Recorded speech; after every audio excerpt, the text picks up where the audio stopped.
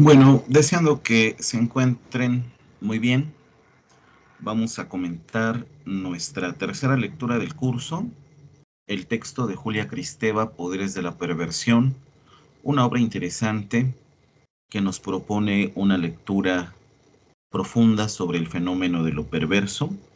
Recordemos que estamos trabajando el supuesto, el planteamiento de que a través de este fenómeno podemos hacer una lectura crítica del tiempo que vivimos, reflexionando acerca de lo que motiva al ser humano a hacer todo lo que esté en sus manos para evitar la autodestrucción de nuestra especie. Así fue como hicimos el planteamiento inicial, leyendo a Fromm, El corazón del hombre, donde este tema lo plantea desde un estudio de la sociedad, destacando que la perversión está relacionada con el mal. Y luego pasamos al texto de Historia perversa del corazón humano, donde se nos ofrece una visión diferente. Puede ser complementaria al primer planteamiento que estuvimos revisando de Fromm. Me parece que de estas tres primeras lecturas podría ser la visión mucho más clara y que todos y todas compartimos, donde afirmamos que una sociedad perversa termina por influir de manera negativa en el individuo, ¿no? Sin embargo, en el texto de Historia perversa del corazón humano, el autor nos propone hacer una lectura mucho más a fondo para discutir si no es que ya nuestra condición se ha enfrentado desde siempre a esta ruptura, esta herida en un amplio sentido. Recordemos que el texto aborda sobre todo una mirada simbólica de lo perverso al estudiar actos que en la sociedad no podrían tener explicación, pero que en el mito, como en otros relatos que están en la base de la cultura, como la fábula, la leyenda, el cuento y otros relatos que son importantes de comentar, de analizar, para poder ver que la cuestión de lo abyecto y lo perverso, en última instancia nos habla de cómo el ser del hombre, aquello que es lo más esencial de la condición humana, tiene que ver con una confrontación entre el bien y el mal, como lo plantea Fromm, pero dicho de una manera mucho más simbólica, una discusión que cada individuo tiene que solventar entre el amor a la vida y el odio a la vida.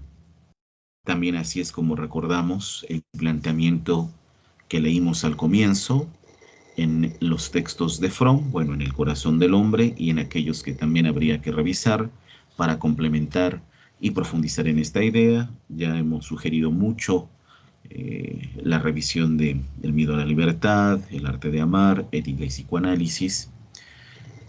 Pero del mismo modo, está abierta la invitación a revisar en la literatura la lectura de las tragedias, ¿no? Ahí podemos nosotros también confrontarnos con la idea de que posiblemente no todo tenga que ver con las características de la sociedad, sino en último término nos remita a una reflexión de nuestra condición de ser, no solo en el terreno psicológico, emocional, intelectual, físico, sino en todo lo que nos constituye y nos caracteriza de cualquier otro ser para poder problematizar una idea que es el punto de partida de la teoría psicoanalítica. La reflexión que dice, el ser humano no solo es aquello que podemos nosotros descubrir a partir de su conciencia, de su conocimiento de la realidad, de lo que puede ver, pensar y decidir de manera consciente. También el ser humano es una dimensión inconsciente, compleja, que tiene que ver con sus sueños, que tiene que ver con sus actos fallidos, sus lapsus, con su sexualidad, siempre pensada, siempre discutida, de acuerdo a las tragedias que también podemos nosotros revisar.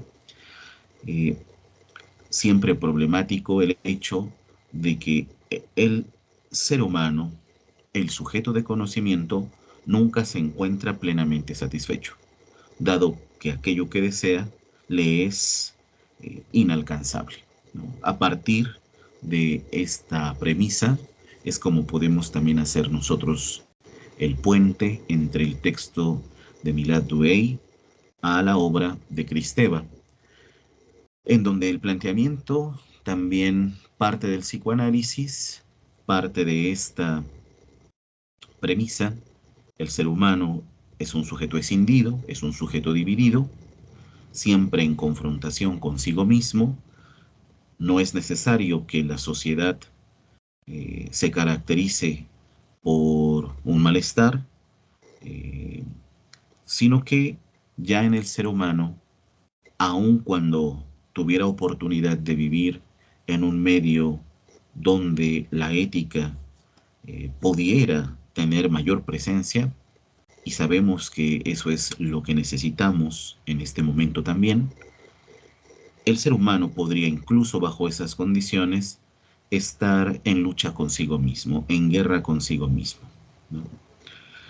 Y toda vez que a lo largo de las sesiones que hemos tenido nos hemos remitido a la cuestión de nuestro medio inmediato, nuestra cotidianidad, ha sido precisamente para comprender que en esa experiencia de, le hemos llamado en otras sesiones, en otras clases, esa experiencia de inacabamiento, de incompletitud, en donde no hay satisfacción, sino que más bien parece que hay una continua lucha que en algunos momentos nos puede eh, dar satisfacción, ¿no? Algunas victorias realmente las ganamos con mucho esfuerzo en nuestra cotidianidad, eh, y otras, aún ganándolas, nos recuerdan, como en algún momento citábamos a Freud, que también se pierde al ganar, ¿no? Y mucho de eso caracteriza sin duda la sociedad en la que nos encontramos.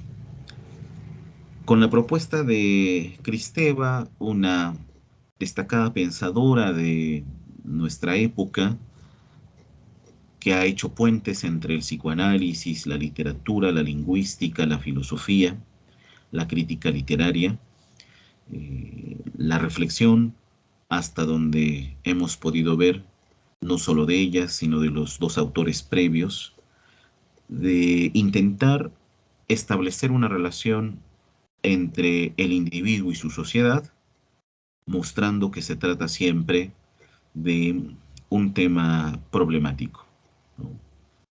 Bueno, Kristeva elige ir a partir de la teoría psicoanalítica por el terreno de la literatura, que a ella le parece enunciar de un modo directo lo que en el mito podemos comprender a partir de una serie de rodeos, de interpretaciones, de ejercicios en los que habría que traducir o interpretar mitos como los que nos propone Douay en su texto de Historia perversa del corazón humano, el acto de comer el corazón, por ejemplo, ¿no?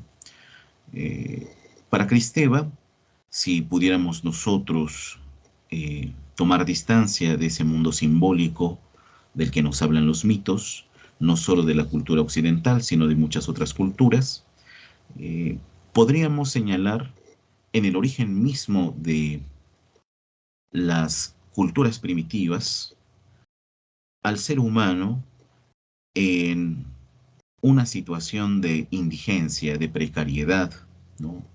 Ante todo, desde su origen, el ser humano tiene que enfrentarse con una falta que nunca puede realmente resolver.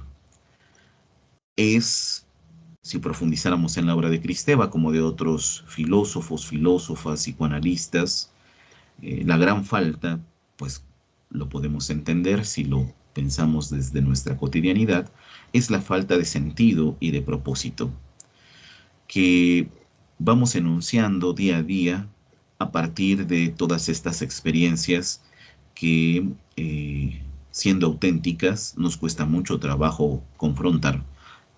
Además de la falta de sentido, bueno, por lo regular hablamos de una falta de motivación, de la falta de felicidad, de la falta de valores, ¿no? Siempre estamos aludiendo a aquello que tendríamos que alcanzar, tendríamos que lograr, y sin embargo, aun cuando nos esforzamos, siempre parece como una meta que se va aplazando, ¿no?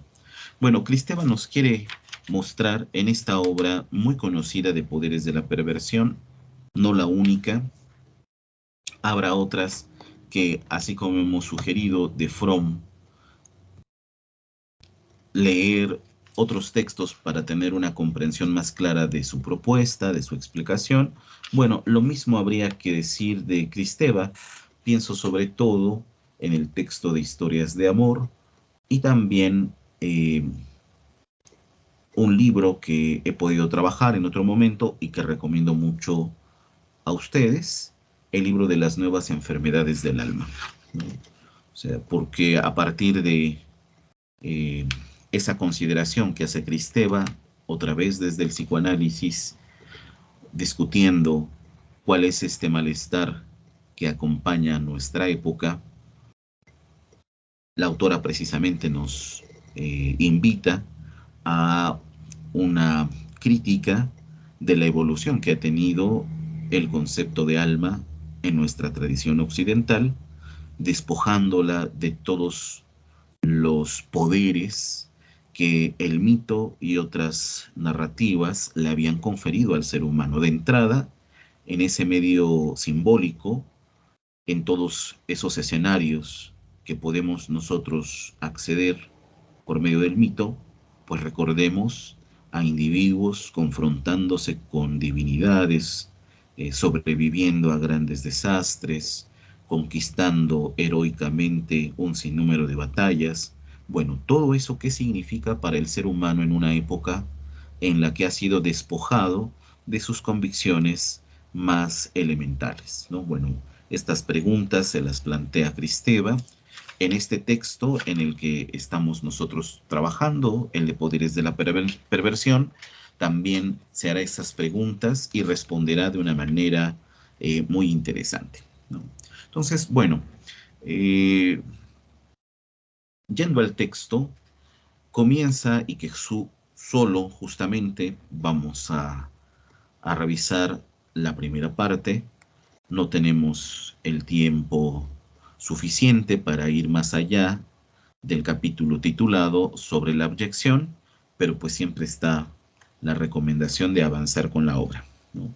La autora comienza apegada siempre a la literatura, citando a Víctor Hugo, ¿no? Aquí ya ustedes lo pueden ver en la proyección del texto, que bueno, yo agradezco a quien amablemente lo ha compartido. Luego ya me di a la tarea de cambiar el archivo que yo subí a la plataforma con la que trabajamos, porque estaba incompleto, ¿no? Con este material ya podemos nosotros revisar de manera completa la parte que nos interesa del texto, que es el primer capítulo, ¿no? Bueno, ya pueden ustedes ver el epígrafe que Kristeva pone al comienzo, tomado de La leyenda de los siglos de Víctor Hugo. Dice la cita: no hay animal que no tenga un reflejo de infinito, ¿no? O sea, ya desde este comienzo, la autora, a partir de la literatura, nos muestra de qué va esa confrontación profunda que cada individuo tiene en sí mismo, experimenta en sí mismo, puede que a partir de la influencia de su medio, pero ante todo por aquello que conoce y desconoce desde su propio origen. Y es este reflejo de infinito. Bueno, sigue diciendo la cita: no hay pupila abyecta y vil que no toque el relámpago de lo alto, a veces tierno y a veces feroz. ¿Por qué hemos hecho esta sugerencia de desplazarnos un poco más a los supuestos de Erich Fromm? Porque habría que reflexionar si esta parte abyecta del ser humano puede pensarse, además de todas las implicaciones éticas que son fundamentales e importantes. Bueno, si esta cuestión de lo abyecto en el sujeto, en el individuo, puede darle la experiencia, de acuerdo a esta cita, a veces de la ternura, a veces de la ferocidad. Es decir, que aun cuando reconocemos la importancia de tomar una conciencia, de desarrollar una conciencia volcada hacia lo ético para evitar eh, dañarnos a nosotros mismos y a otros, y en eso habría que incluir a todo lo que nos rodea, ¿no? Habría que partir ante todo de un honesto ejercicio en el que se devele el estado de conflicto en el que se encuentra todo individuo. Es decir, que no tiene ya nada ganado y que incluso si pudiera reflejar todo lo mejor que nos ha dado nuestra cultura, y que hay mucho que nos ha dado en la ciencia, en el arte, en la filosofía, aún así cada individuo podría reaccionar y responder libremente haciendo un uso diferente de todos estos beneficios dados por la cultura para destruirse a sí mismo y a los otros. Y ese acto de destrucción, eso que está motivado por una pulsión tanática, de acuerdo al psicoanálisis, nos habla ante todo de temores originarios, más que de intenciones violentas que buscan transgredir, buscan vengarse de los males sufridos. En ese sentido, mucho antes de pasar desafortunadamente por cualquiera de esas violencias, ya en el ser humano hay una especie de angustia, de tormento, de insatisfacción, como hemos dicho, en donde puede reconocer precisamente su potencia para el bien y para el mal, pero ante todo que la fuerza de ese relámpago que le viene de lo alto, ¿no es cierto? Como lo está acá citando Kristeva de Víctor Hugo, a veces eh, puede ver la mayor ternura, complicidad, comprensión, y otras tantas veces lo opuesto, el distanciamiento, la ferocidad, la crueldad, ¿no? Bueno, el primer párrafo es sin duda una introducción muy fuerte a lo que la autora nos convoca en su texto, planteando un problema central del pensamiento moderno: cómo se da la relación entre un sujeto que conoce y un objeto que es conocido. Justo la abyección nos enseña que esa relación aparentemente simple, donde el sujeto de conocimiento siempre actúa, siempre transforma, siempre da el primer paso, dominando la realidad, teniendo control de aquello que estudia, mostrándonos que todo objeto de conocimiento, ante todo, tiene como característica ser pasivo, ¿no es cierto? Dejar que la mano humana lo transforme. Bueno, Rudinesco nos enseña eh, otro modo de entender esa relación de una manera mucho más problemática, recordando, esto es importante, que nunca hay una absoluta sensación de logro, de conquista, cuando intentamos familiarizarnos con lo que nos rodea. Yo creo que eso en nuestra cotidianidad es una sensación, un sentimiento muy común, ¿no? Cuando sentimos que estamos dejando algo pendiente, ¿no? Cuando luego de mucho esfuerzo nos preguntamos si aún faltó algo por hacer, ¿no? Bueno, esa es una relación mucho más clara y real, de acuerdo a lo que la autora nos explica, de eh, las muchas veces que queremos convencernos de que lo hemos hecho todo de la mejor manera. Bueno, dice el primer párrafo, no voy a leer todos, por supuesto, solo tenemos un tiempo limitado para hacer esta síntesis del primer capítulo, un comentario realmente breve, pero que tiene la intención de invitarlos a ustedes a una lectura mucho más detenida y que, bueno, puedan tener un punto de partida para repasar el texto y con ello tener elementos para elaborar su actividad asignada a partir de esta lectura, ¿no?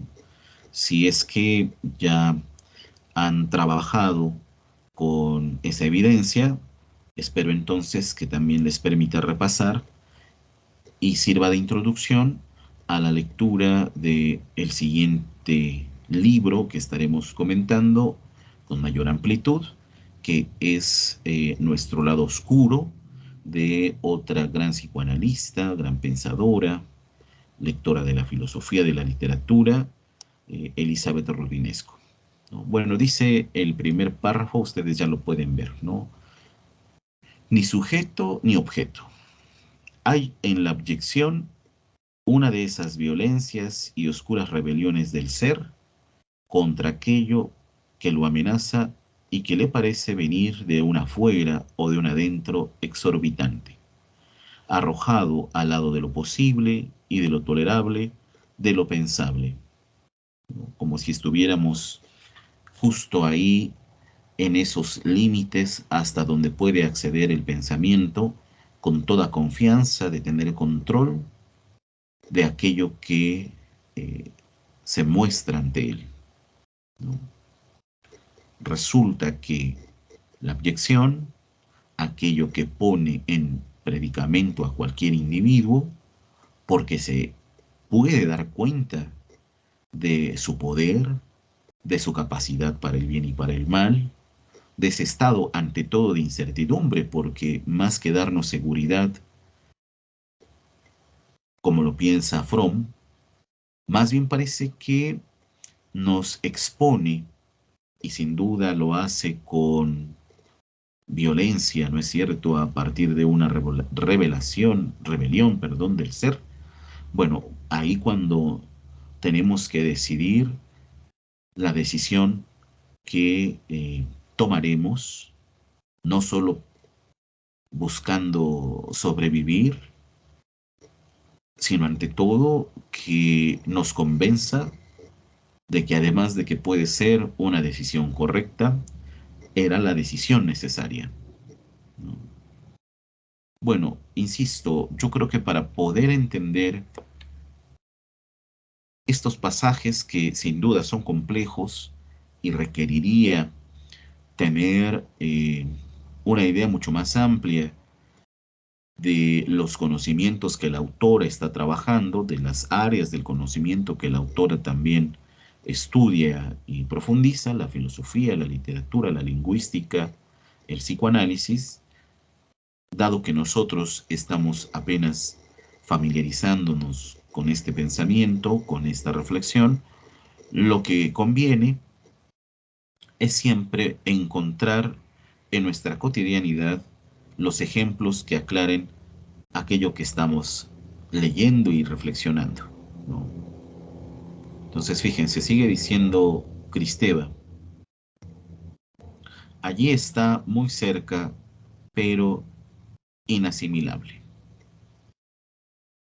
O sea, cuando a diario intentamos nosotros tener seguridad gracias a las decisiones que estamos tomando, pero en realidad no sabemos lo que vaya a suceder, eso solicita, inquieta, fascina el deseo que sin embargo no se deja seducir. Digamos que eh, la conquista de aquello que nos motiva cada día a tomar las decisiones que tomamos, a emprender proyectos, a ir incluso a veces más allá de nuestras propias fuerzas a la búsqueda de un sentido, bueno, resulta que aquello que se busca y que se desea no siempre, ¿no? Y si no es que nunca, se deja seducir, dice Cristeva. Asustado se aparta, repugnado rechaza un absoluto, lo protege de lo propio, está orgulloso de ello y lo mantiene. Está hablando del deseo, ¿no, Cristeva? Y no obstante, al mismo tiempo, este arrebato, este espasmo, este salto es atraído hacia otra parte tan tentadora como condenada. Y bueno, realmente esto no tendría mucho secreto que, que develar, porque siempre estamos luchando con esa sensación de que si hubiéramos hecho las cosas de otro modo, tal vez hubieran salido mejor, aunque al hacerlas de otro modo, hubiéramos tenido que reaccionar, que responder, que actuar, no siempre guiándonos por aquello que nuestra conciencia nos exige. Todos los días escuchamos esa confesión, digámoslo así desde el psicoanálisis, escuchamos esa confesión de las personas que luego de mucho esfuerzo obtienen una pequeña satisfacción y se quejan asumiendo que si hubieran podido elegir de otro modo, muchas veces sin apegarse a lo correcto, hubieran alcanzado de una manera más rápida aquello que estaban buscando, ¿no? Bueno, concluye este párrafo diciendo, incansablemente, como un boomerang indomable, un polo de atracción y de repulsión, coloca a aquel que está habituado por él, literalmente fuera de sí, ¿no? Habitado por el deseo y literalmente fuera de sí. Un individuo que en última instancia, como hemos dicho para introducir esta lectura de Cristeva, un individuo que en última instancia tampoco sabe del todo qué es lo que está buscando. Y después de este primer párrafo, Cristeva empieza a hacer una descripción, insisto, apegada a nuestra cotidianidad. Es una reflexión acerca de lo que acontece a diario, de cómo nos sentimos ante las metas que nosotros mismos nos hemos impuesto y que por ello parece más que una motivación, un castigo. Tomando en cuenta, lo hemos comentado mucho en las sesiones previas a la obra de Poderes de la Perversión, tomando en cuenta que muchas cosas que buscamos, que creemos necesitar, han sido más bien impuestas sin duda por el medio que nos rodea, ¿no? Por supuesto que de acuerdo a la propuesta de Kristeva, es en última instancia el individuo quien tiene la última palabra, pero recordemos, de acuerdo al psicoanálisis, que aún tomando conciencia de qué es lo que queremos, defendiendo la idea de no dejarnos entrampar, no dejarnos moldear por todo aquello que nos rodea, tarde o temprano, dado que siempre nos mantenemos en un conflicto, en una confrontación, sin darnos cuenta que eso sucede todo el tiempo, porque a veces estamos sostenidos en la ilusión, la esperanza, la confianza de que estamos logrando realmente avanzar, cuando en realidad en algún momento del día sobreviene una imagen completamente diferente, y entonces tenemos que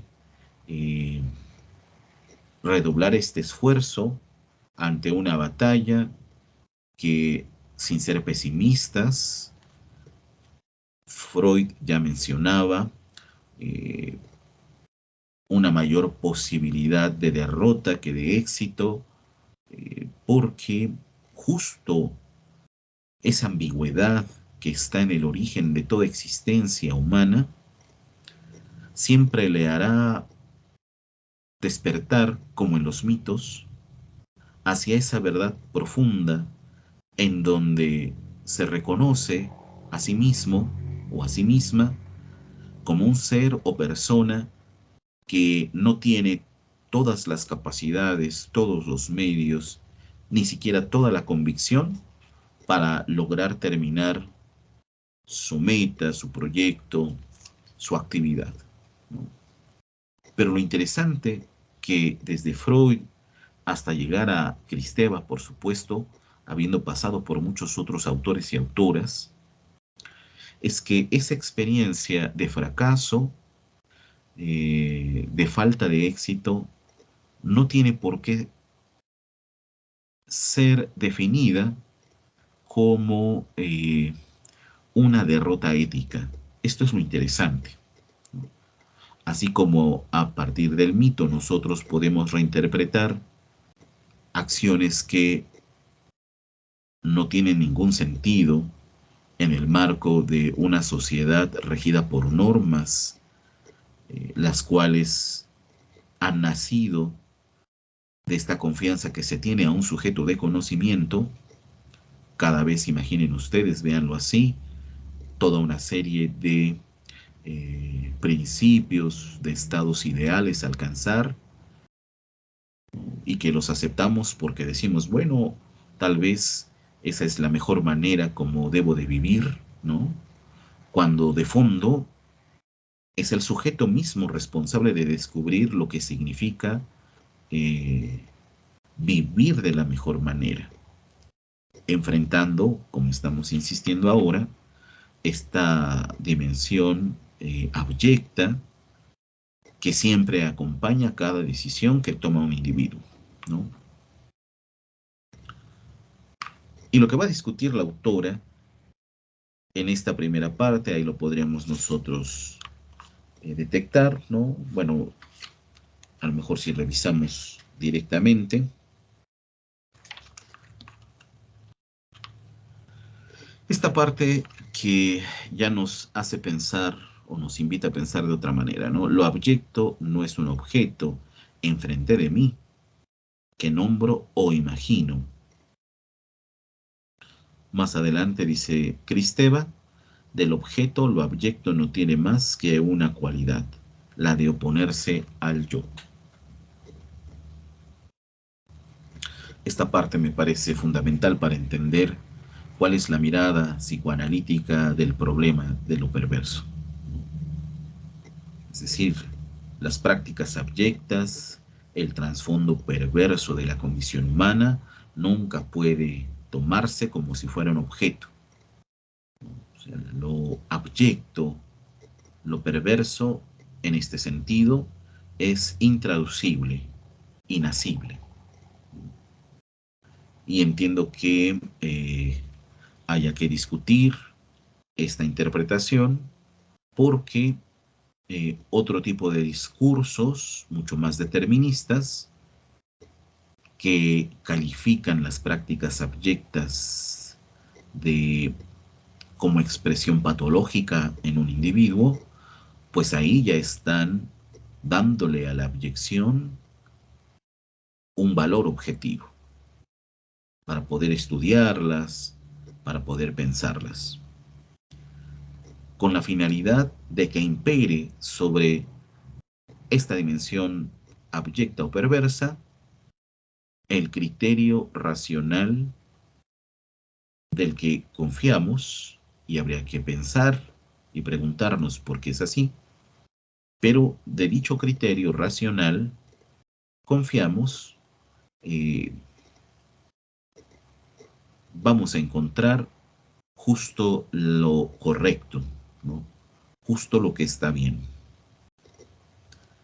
Interesante porque, bueno, me hace recordar del libro de Elizabeth Rudinesco, el capítulo que dedica a, a pensar críticamente lo que sucedió durante el Holocausto alemán, ¿no? Durante Auschwitz, la muerte de judíos en campos de concentración, bueno, un fenómeno ominoso, el cual, de acuerdo a varias obras, representa un cierre de los ideales modernos. Bueno, me hace recordar esto, ese pasaje de Rudinesco, porque justo explica, apoyándose en Primo Levi, químico sobreviviente de los campos de concentración, que un sistema totalitario, un régimen, una ideología como la del nacionalsocialismo, se construyó bajo principios rigurosos, deterministas, racionales, muy precisos, ¿no? Entonces, para decirlo de una manera aparentemente más clara, el mal no siempre es una expresión de lo irracional, también puede ser lo de lo racional.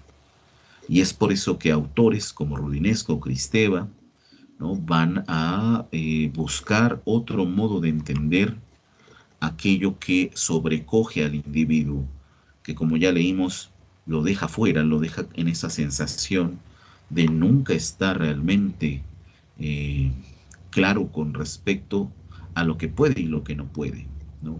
Así está haciendo lo correcto o algo de lo que está haciendo traerá consecuencias serias y graves que le afecten a él y a los demás, en fin. Lo abyecto, sigue diciendo Kristeva, objeto caído, es radicalmente un excluido y me atrae hacia allí donde el sentido se desploma. Y entonces Kristeva, siguiendo por supuesto a otros autores como Lacan, pero en el fondo haciendo una crítica al concepto de yo, ¿no?, el principio de conocimiento instalado en un cogito, en un yo pensante, ¿no?, o simplemente en esa categoría que nosotros proyectamos toda vez que se nos hace esa pregunta, se nos interpela. Y bueno, recuerden ahí Edipo Rey, la tragedia de Sófocles, ¿no?, cuando Tiresias interpela a Edipo preguntándole quién es, ¿no? Y así nos sentimos siempre cuando nos hacen esa pregunta, ¿quién eres?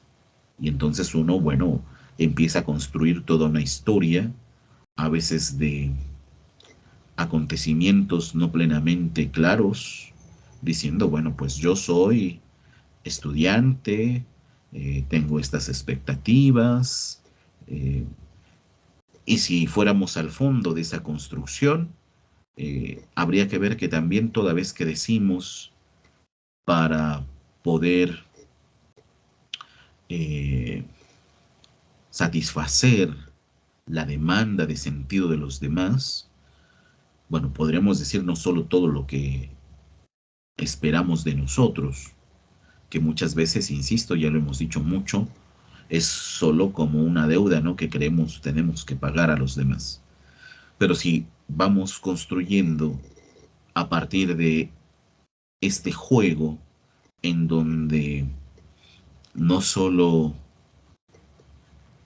descubrimos esta dimensión creadora de un individuo, creadora de sentido, sino también, y puede que con mayor fuerza, con la capacidad de destrucción de dicho sentido, pues hablaremos de nosotros también, mostrando cuáles son esos temores profundos que nadie conoce porque a veces ni nosotros mismos sabemos cómo nombrar. Y sin embargo están en la base de nuestra psique, ¿no? De nuestras emociones, de nuestras intenciones.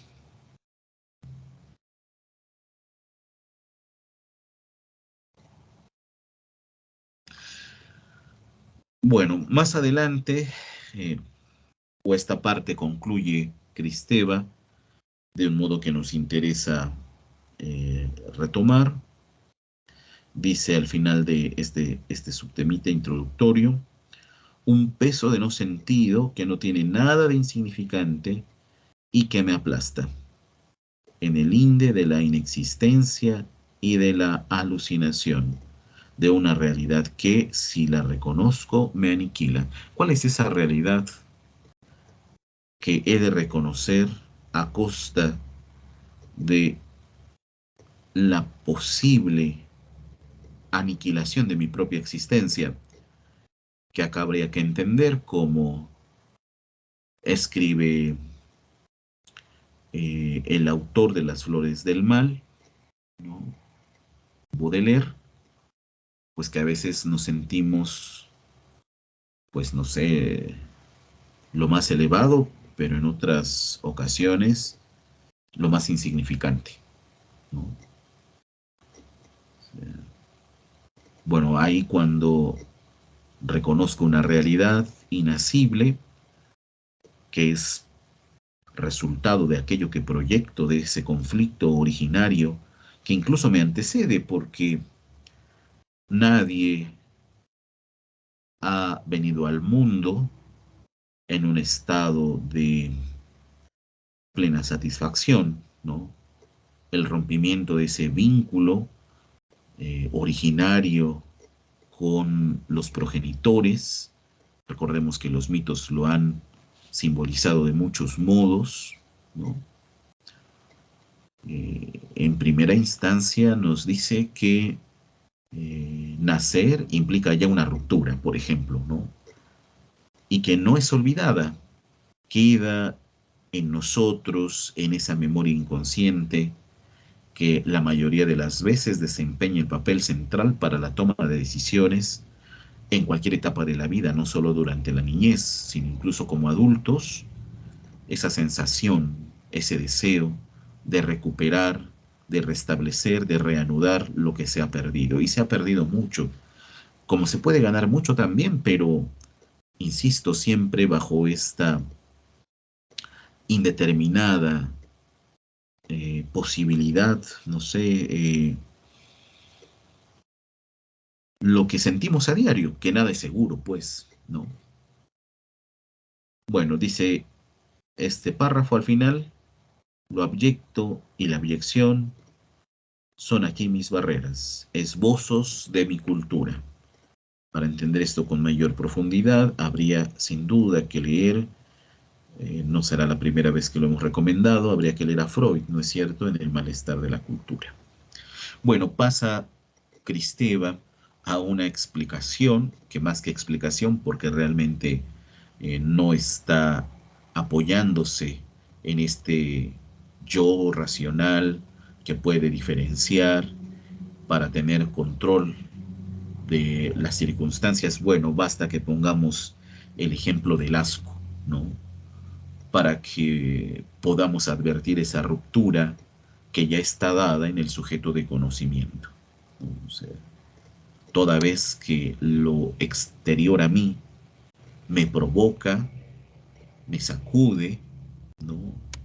Eh, me incita a la acción sin haber pasado por toda una reflexión de mis actos, sino que de manera directa acabo respondiendo como cuando a partir de aquello que repudio, o que me atemoriza lo mismo, ¿no? ¿Qué tipo de respuesta damos ante aquello que tememos? No parece que sea la de, bueno, reflexionar, que no se trata de un peligro eh, tan ominoso, bien podríamos sobrellevarlo, ¿no? Realmente uno se expone tal cual es, ¿no? Es decir, como una dimensión de la psique, un alma, ocupemos esta categoría que también ha estudiado Cristeva, que se muestra vulnerable y que le cuesta mucho darse cuenta de que lo es, ¿no? Bueno, es un ejemplo muy claro. Nos va a mostrar en última instancia cuando pase a una descripción mucho más íntima y profunda, más real de toda esta experiencia convulsa ante la suciedad, ante lo que rechazamos. Y siempre tenemos que hacernos la pregunta de por qué nosotros tenemos esa sensación. Bueno, lo explico muy rápido y sin profundizar en el ejemplo que pone la autora, que de suyo es bien interesante, ¿no? Eh, bueno, ella habla del ejemplo del cadáver, ¿no? Porque, bueno, esta cuestión que estamos nosotros intentando exponer nos remite siempre a nuestra inquietud por la situación, el momento, aquello que no podemos negar de nosotros mismos, que es justo el hecho inexpugnable eh, de morir, ¿no? Es como si, estando ya condenados a morir por haber nacido, hubiéramos construido todo un cerco protector que en el fondo sabemos no evitará que esa experiencia radical y última de morir nos alcance. Pero ese cerco protector lo, lo vamos construyendo con mayor altura y con mayor peso, ¿no? Creyendo que podrá retardar el efecto ya ni siquiera de la muerte, sino del temor y rechazo a ella.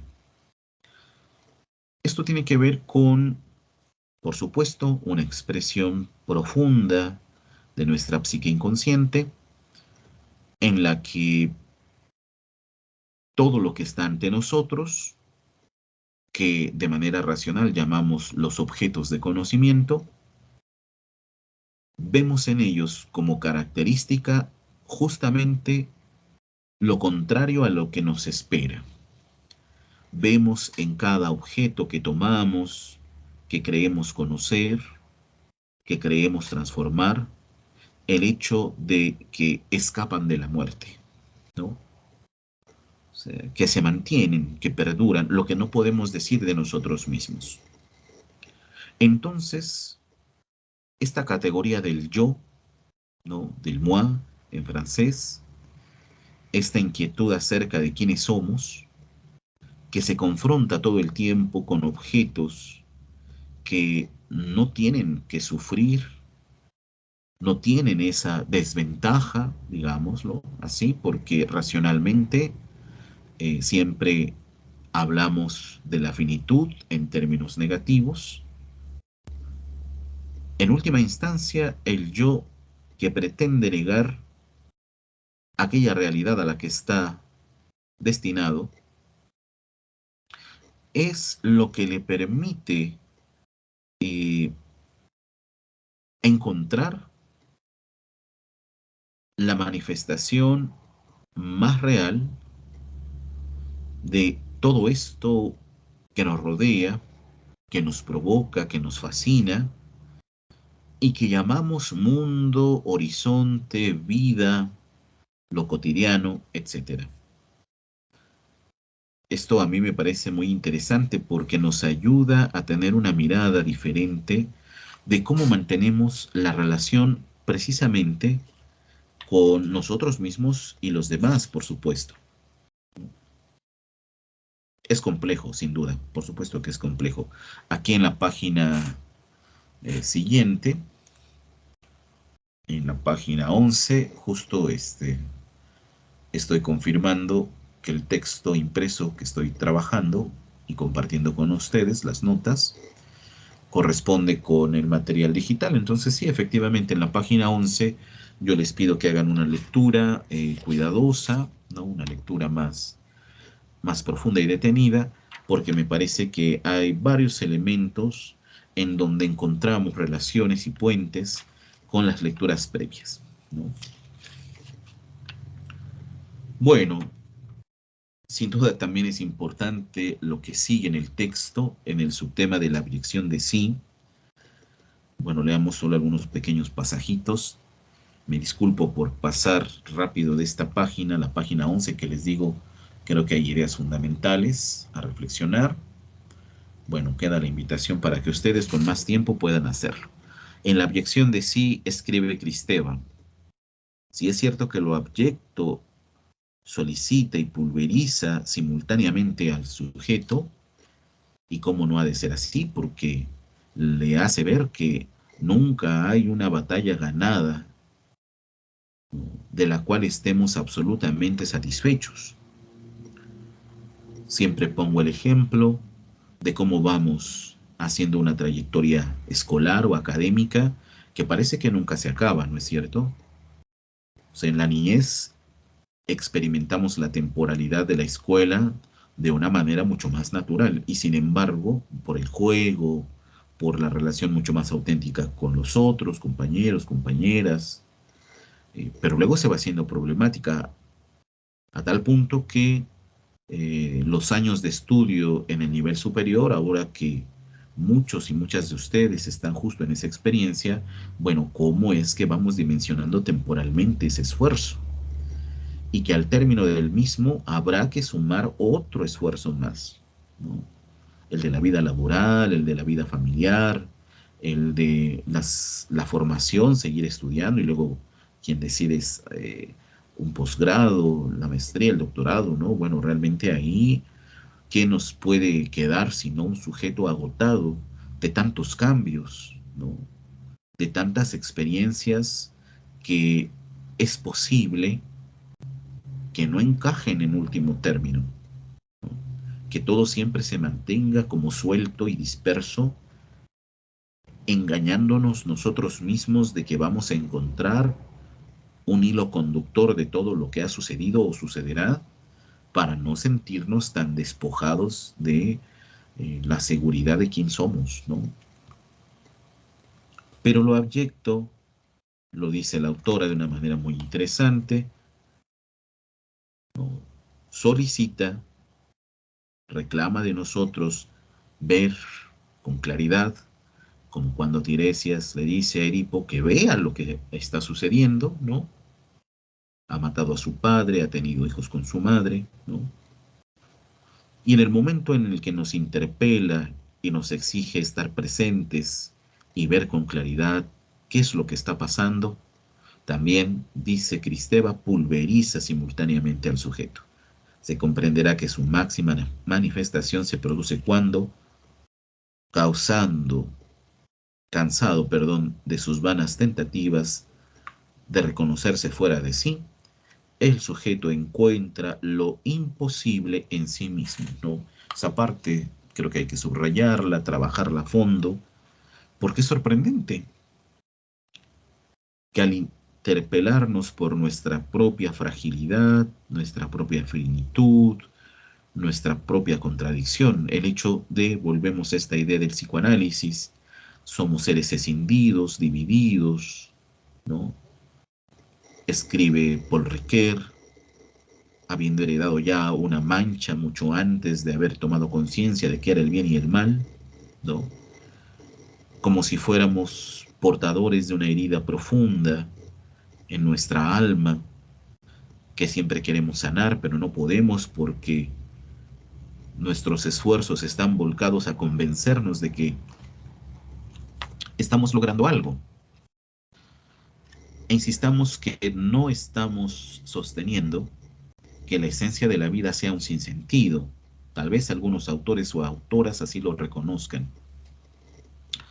Porque necesitamos, y justo a estas alturas de la vida, en este momento tan creador, creativo, productivo, de muchos y muchas de ustedes, tener claro confianza en que podemos, apegados a la ética, y como lo hemos dicho mucho, dignificar la elección que tomamos al estudiar ciencias, humanidades, en el campo en el que nosotros pensamos podemos desenvolvernos y hacer algo positivo. Bueno, eso es lo que está acá en el fondo de esta invitación.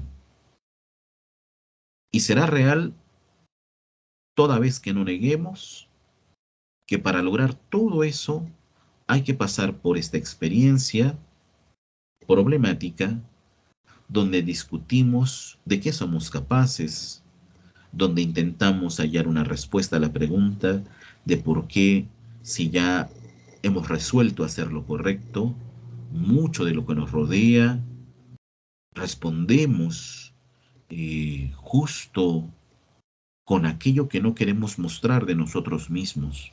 Bueno, como lo explica Cristeva, el sujeto encuentra lo imposible en sí mismo. Cuando encuentra que lo imposible en su ser mismo, ¿no?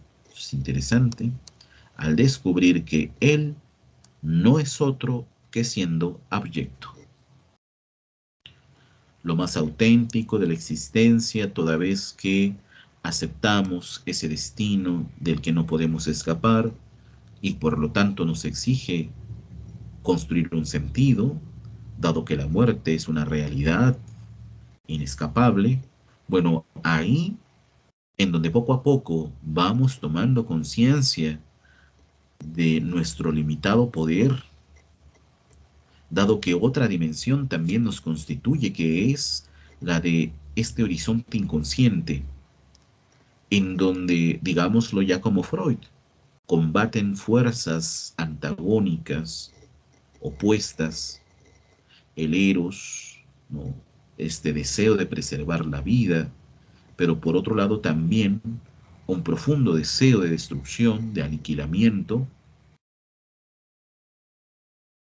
que, volviendo al mito, antes de poder emitir un juicio negativo sobre esta tendencia también en el ser humano, habría que preguntarnos, bueno, ¿qué es lo que está en el fondo de aquella capacidad destructiva, de aquel deseo reprimido que hay en cualquier individuo de violentar, de transgredir, ¿no? De alterar todos los principios, todos los interdictos? Bueno, respuesta a esa pregunta, adelantando mucho, porque hay que señalar esa respuesta, es, bueno, el modo como nuestra especie vive el drama de la libertad. Enfrenta esto que ningún otro ser tiene que enfrentar, y es justo la cuestión de la libertad, ¿no?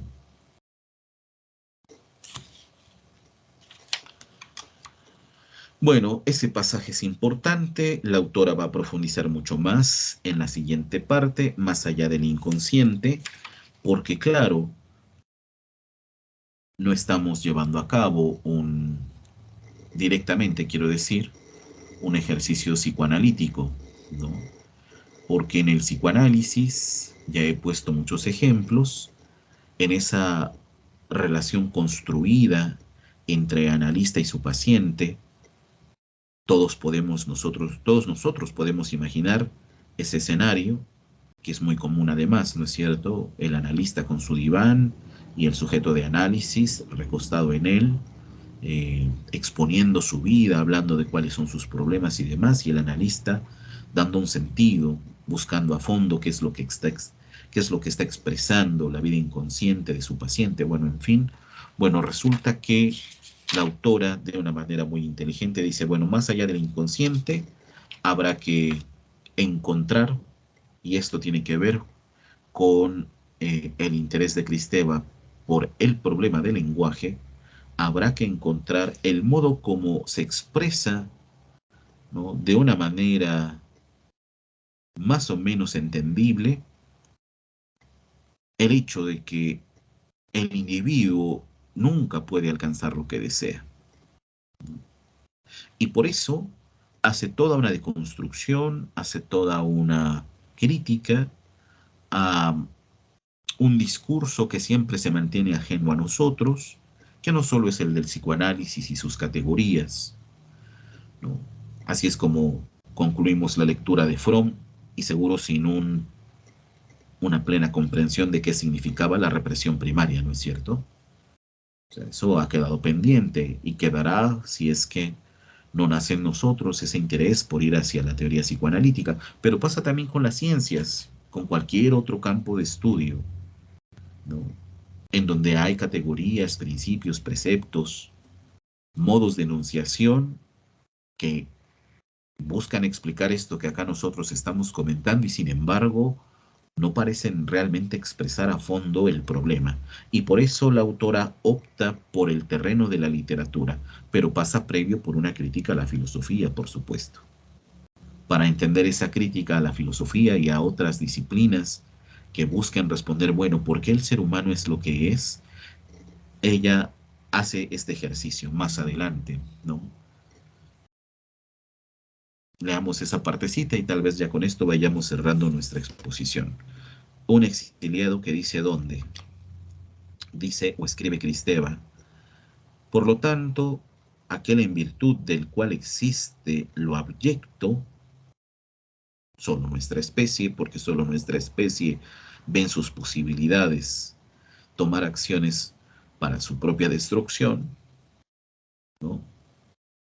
Aquel en virtud del cual existe lo abyecto es un arrojado que se ubica,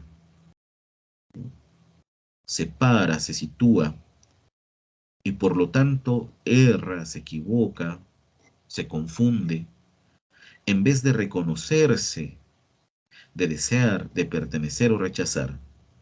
Situacionista en un sentido y apoyándose en la risa, ya que reír es una manera de situar o de desplazar la abyección. Forzosamente dicotómico, un poco maniqueo, divide, excluye, y sin realmente querer reconocer sus abyecciones, no deja de ignorarlas. Un poco más adelante, esto que es fundamental para entender esa ruptura que llevará al autor a plantear el tema de lo abyecto en el campo de la literatura. En lugar de interrogarse sobre su ser, se interroga sobre su lugar. ¿Dónde estoy? Más bien que quién soy, ya que el espacio que preocupa al arrojado, al excluido, jamás es uno, ni homogéneo, ni totalizable, sino esencialmente divisible, plegable, catastrófico.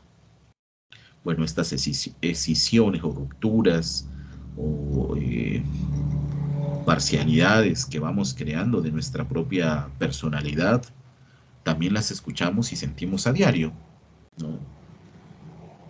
Cuando decimos, bueno, es que de tal a tal hora me voy a comportar así, no sé, con mis padres, mi familia, mi pareja, mis conocidos, pero de tal a tal hora seré así porque debo tener otro semblante, otro rostro en el trabajo, en la escuela, bueno, y así lo vamos multiplicando.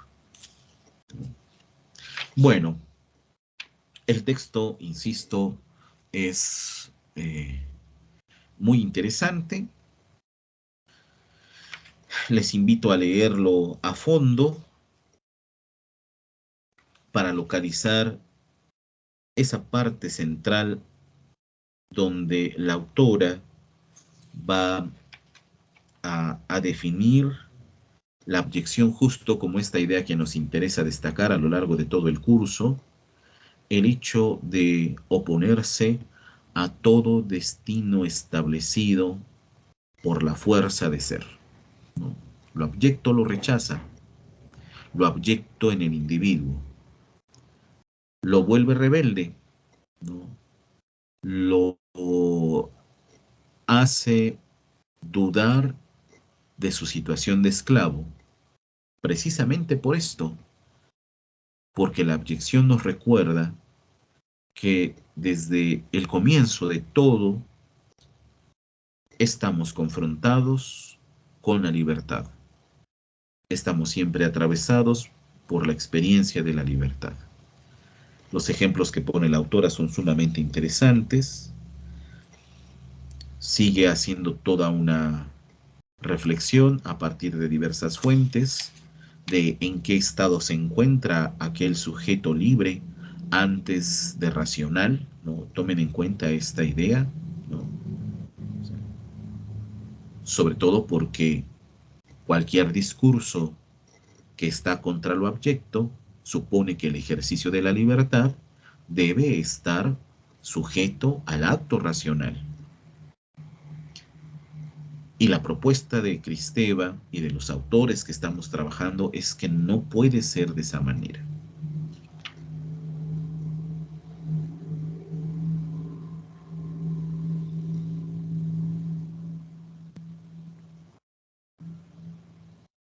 Bueno, mucho más adelante, antes de ver la relación entre lo perverso y el arte, dice la autora un par de ideas interesantes en la página 24.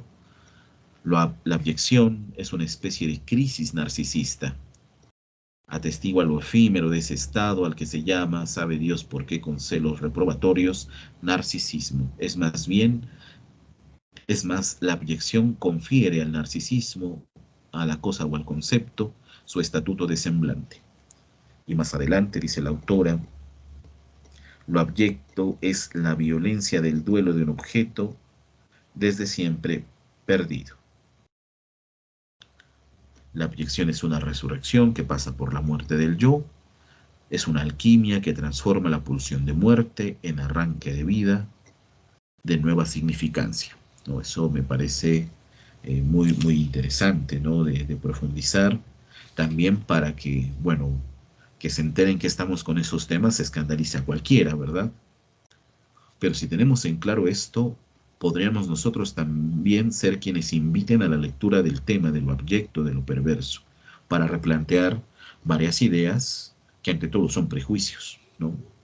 Bueno, dice Kristeva en la página 25, cerremos con eso, es una alquimia que transforma la pulsión de muerte, está hablando de la abyección, de lo perverso, una alquimia que transforma la pulsión de muerte en arranque de vida, de nueva significancia. Bueno, vendrán adelante primero esta justificación fuerte de la autora de por qué elegir la literatura como el campo de enunciación mucho más contundente de todo lo que acabamos de explicar de modo muy general, y pondrá ejemplos. Por principio mostrará ese paso, esa relación imperceptible entre lo abyecto y lo sagrado, y ahora sí dará lugar a una revisión, un comentario también muy breve de obras extensas que en algún momento habría que leer tal vez, ¿no? Como los endemoniados de Dostoyevsky, ¿no? Luego viene Proust, Joyce y concluye con Artaud. Bueno, Borges, perdón, también, ¿no? Bueno, pues el subtítulo con el que terminará Kristeva este capítulo introductorio de Poderes de la Perversión lo titula muy atinadamente La tristeza filosófica y el desastre hablado del analista. Entiendo que habrá algunas ideas que no queden del todo claras, citadas por autores de suyo muy difíciles también de trabajar, ¿no? Que ya lo son para quien se dedica a la filosofía, todavía más entonces para quien se acerca a ella por primera vez. No les pido que analicen, ¿no? Hasta las últimas consecuencias, las posturas de los autores que está considerando Kristeva. Lo que sí les pido, como siempre en nuestros ejercicios, al comentar los libros de trabajo del curso, es que busquen un hilo conductor, ¿no? Que vean dónde están las nociones esenciales, los conceptos principales y el modo como se van problematizando. Bueno, espero que este pequeño señalamiento al texto sirva de introducción al pensamiento de Cristeva. No vamos más allá de este primer capítulo, aun cuando en nuestros programas de trabajo mi propuesta era también revisar esta cuestión del temor ligada al abyecto. Solo nos vamos a quedar con el trabajo de esta primera parte del libro Poderes de la Perversión. Y bueno, invito a reconocer la originalidad de la propuesta de Cristeva.